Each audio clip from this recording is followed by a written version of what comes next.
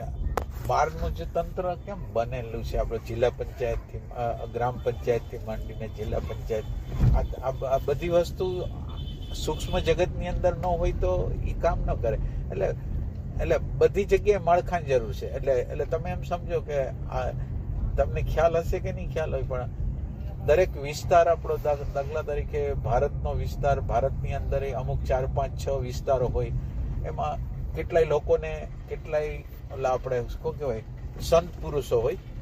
એ સંત પુરુષોને શાંતિ, એટલે સિદ્ધ પુરુષો હોય, એને શાંતિ માટે રાખેલા હોય કે તમારે અહીંયા શાંતિ બનાવી રાખવાની, તમારે ધ્યાન રાખવાનું છે.